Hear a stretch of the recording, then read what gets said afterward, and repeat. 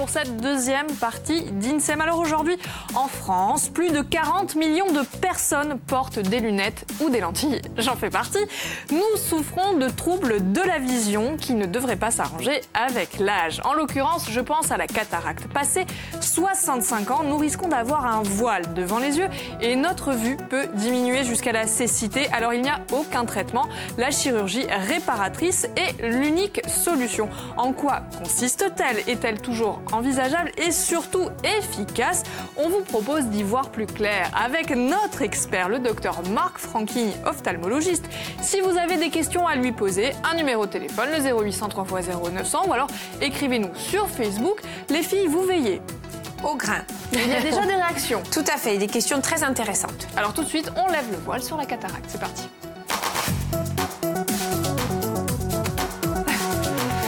Bonjour Marc et bienvenue. Bonjour Célia. Merci d'être avec nous. Alors on va faire un petit état des lieux rapidement.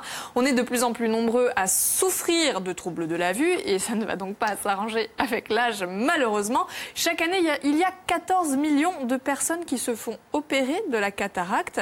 J'ai l'impression que c'est une étape imposée. Qu'est-ce que c'est vraiment la cataracte? Tout à fait. La cataracte, c'est l'opacification du cristallin. Bon, je ne sais pas si on a une planche. En tout cas, c'est une lentille qui est située à peu près au milieu de l'œil et qui, en vieillissant, la plupart du temps, va s'opacifier. La cataracte vient du terme latin cataracta, c'est en fait la sensation de chute d'eau. En fait, on a la vue qui est brouillée par cette opacification qui est souvent progressive, oui, sauf exception, cataracte congénitale du nouveau-né. Et là, malheureusement, c'est un peu plus ennuyeux à la naissance. Alors c'est pas très joli, ça fait une espèce de Alors, voile. Non, ça c'est bon. En fait, on voit la pupille, le centre de l'œil, et on voit que l'aspect est un peu moins clair, mais il y a plus parlant. En fait, alors on va passer. Celle-là, elle est pas. Voilà, là c'est une cataracte blanche très évoluée, comme on les voit pratiquement plus. Puisque maintenant, et là je vais un peu balayer une idée reçue, il ne faut pas attendre qu'une cataracte soit mûre pour l'opérer, il vaut mieux l'opérer de façon plutôt plus précoce. Voilà. Alors, en gros, ça donne ça. Alors, effectivement, d'un côté, merci. C'est la sensation de voile, de vue brouillée, ouais, qui peut être d'ailleurs très variable. On peut être aussi gêné par la luminosité. Il peut y avoir des phénomènes. Alors, classiquement, la cataracte, effectivement, il y a une baisse de l'acuité visuelle. Donc, on y voit de moins en moins bien. Les patients sont gênés par ce manque d'acuité. On peut être gêné aussi par des éblouissements, parce que la cataracte fait comme une diffraction des rayons lumineux et on peut être ébloui. Mais paradoxalement, et ça je le dis, il y a des cas particuliers où les patients peuvent avoir la sensation d'une vue améliorée. C'est en fait des formes particulières de cataracte et ça se voit assez souvent. Et on peut faire le diagnostic automatiquement quand les ophtalmos ont l'habitude. C'est des patients qui vont dire, écoutez, avant je mettais des lunettes au loin et maintenant j'en ai plus besoin. Ou je vois de mieux en mieux de près sans lunettes, passé 65 ans.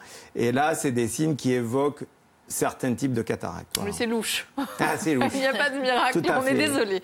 Alors du coup, on l'a bien compris, les symptômes, vous parlez de cataracte mûre, ça veut dire que ça s'installe progressivement. Voilà, pas du jour au lendemain. Bon, les cataractes, en fait, il y a plusieurs types de cataractes, mais on va faire simple.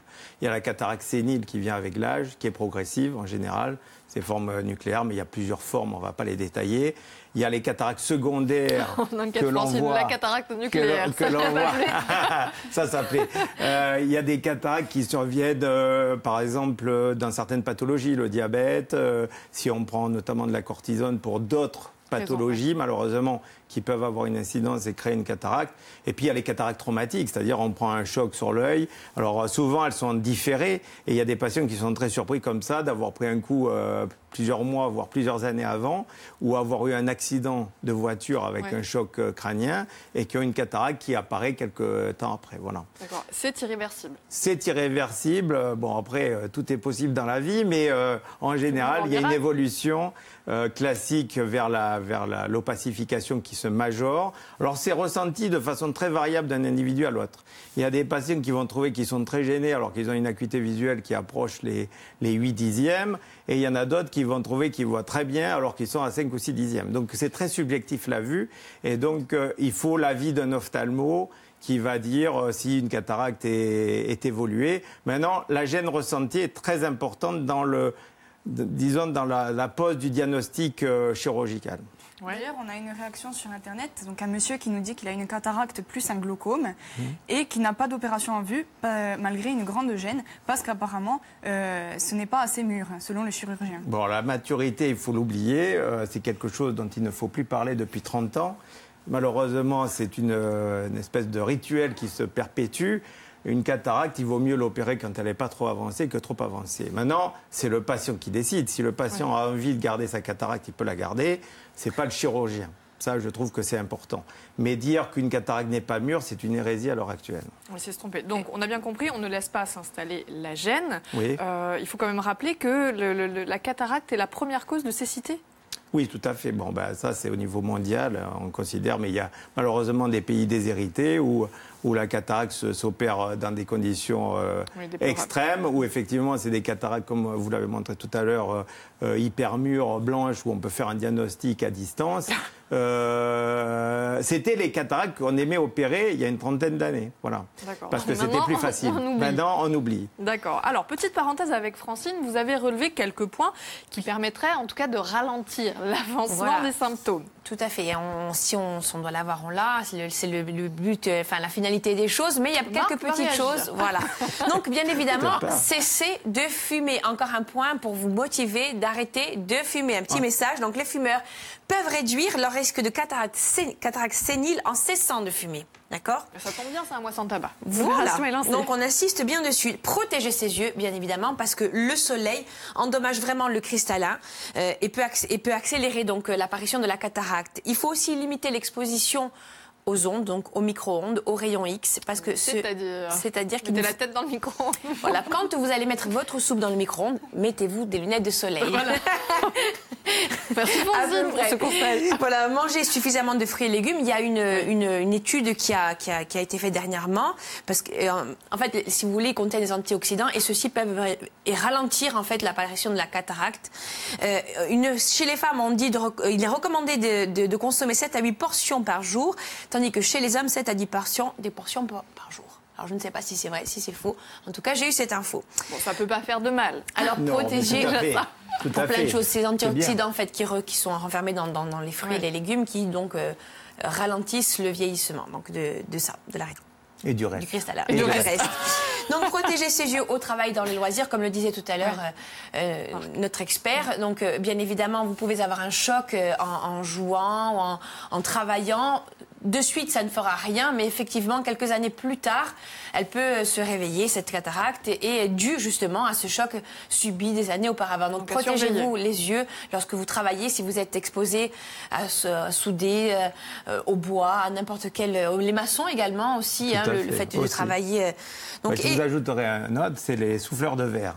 Les souffleurs de verre, moi, il m'est arrivé d'opérer des souffleurs de verre parce que du côté où ils soufflent et ils regardent la pièce qu'ils sont en train de souffler, la chaleur déclenche des cataractes. Et c'est comme ça qu'ils ont des cataractes unilatérales. C'est un cas un peu particulier, mais c'est amusant. Voilà. Donc, d'où la nécessité de protéger ses yeux lorsqu'on fait ce type de travaux. Et se soigner aussi durant la maman, durant sa grossesse. On dit, si elle a une infection, de ne pas hésiter à aller voir son médecin parce qu'il y a des choses qui se soignent. Donc, vous disiez tout à l'heure qu'on peut aussi opérer ce type de cataracte chez les enfants. Oui, c'est en général des chirurgiens qui sont très spécialisés là-dedans. Et on opère la cataracte congénitale s'il y a un obstacle trop important, puisque comme on l'avait vu dans l'émission précédente sur les enfants, jusqu'à 7 ans, la vision d'un enfant se développe. Et s'il y a une privation de ce développement, le fait d'opérer trop tardivement la cataracte n'aura pas de répercussions positives sur la vue de l'enfant. Mais ça, c'est diagnostiqué rapidement par le pédiatre. Oui, tout à fait. De toute façon, quand il y a des doutes, en général, il y a des investigations qui sont faites et on diagnostique rapidement. On va voir son médecin. Voilà. Tout à fait. Merci Francine pour ces conseils. Mais c'est vrai, tout ce qu'elle a dit est vrai, à part les lunettes devant le micro-ondes, c'est un peu le reste, bon. Mais ça, c'est son côté, j'allais dire comique. Alors, soyons un petit peu plus sérieux. On est bien d'accord, l'unique solution, c'est la chirurgie. Tout à fait. Alors, la chirurgie miracle. Voilà, la chirurgie moderne de la cataracte, je veux parler directement de la chirurgie moderne et je ferai un petit hommage à quelqu'un qui m'a beaucoup appris, c'est le professeur Kellman à New York, qui a inventé la nouvelle chirurgie de la cataracte. C'est la phacoémulsification. Ça veut dire phacoémulsification, c'est-à-dire c'est la désintégration à l'intérieur de l'œil du cristallin. La désintégration Oui, tout du à cristallin. fait. On désintègre le cristallin. Alors qu'avant, on l'enlevait de l'œil, ce qui était beaucoup plus barbare, alors que là, ça ne l'est plus du tout. En fait, grâce à des ultrasons, on désintègre le cristallin, on garde l'enveloppe, et à la place, on va mettre un implant. Alors, qu'est-ce qui a changé dans la chirurgie moderne du cristallin et de la cataracte? C'est d'abord les préparatifs. Avant, il fallait préparer les yeux en mettant des gouttes pour dilater la pupille. Maintenant, c'est normalement plus nécessaire. Moi, en gros, 95% de mes patients n'ont plus à mettre de gouttes pour dilater. C'est en péropératoire qu'on dilate. Donc ça, c'est un gros progrès. Il y a beaucoup de gens qui font des allergies au collyre, c'est bien. Deuxième chose, c'est déjà l'anesthésie. En anesthésie, rassurez-vous, Célia, oui, il n'y a pas de... Si j'y arrive... Elle a failli tourner de l'œil. On n'est pas des tortionnaires du tout. Et on n'a aucune douleur. Et on fait la technique moderne, entre guillemets, puisque moi, ça fait 18 ans que je la pratique, c'est anesthésie topique. C'est-à-dire qu'on met que des gouttes anesthésiques. Les gouttes anesthésiques permettent de ne ressentir aucune douleur. On sent de l'eau qui coule pendant l'intervention. L'intervention dure en gros 10 minutes. Et pourquoi c'est important l'anesthésie topique? Parce qu'on peut opérer comme ça des patients, par exemple, sous anticoagulants. Il n'y a pas à leur changer le traitement. Ce qui est fondamental, des études ont été faites et c'est toujours un problème de changer les anticoagulants et ne pas faire de piqûres autour de l'œil, puisqu'on on s'est aperçu qu'en faisant des piqûres pour faire une anesthésie loco-régionale, malheureusement, il y a des patients qui ont des problèmes musculaires après et qui peuvent avoir double à cause de ça. Donc c'est important l'anesthésie topique. Après vient l'opération. L'opération, elle se pratique par 2 petites incisions qui vont se recoller automatiquement. Il n'y aura pas de point non plus à mettre à la fin d'une intervention sur la cataracte. L'intervention dure en gros 10 à 15 minutes. Et grâce aux ultrasons, comme je l'ai expliqué, et là on voit, si vous voulez, l'enveloppe du cristallin qui a été nettoyée, puisqu'au départ, initialement, elle était opaque. Donc on garde cette enveloppe, on va nettoyer tout l'intérieur du cristallin, et à la place du cristallin, on met entre guillemets un cristallin artificiel, c'est un implant. D'accord.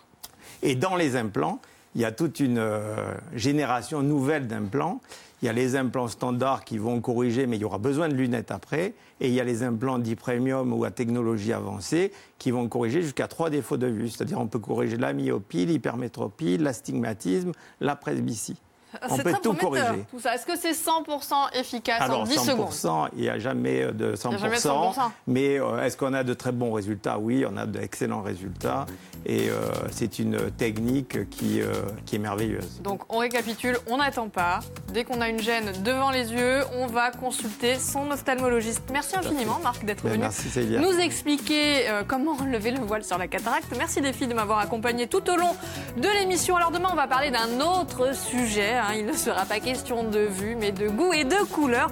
On va vous dire comment bien choisir son canapé. Eh ben oui, c'est pas une question d'esthétique, c'est avant tout une histoire de confort. Ce sera Virginie Canal qui sera notre invitée et qui nous expliquera tout d'ici là. Belle journée à tous, à demain, ciao.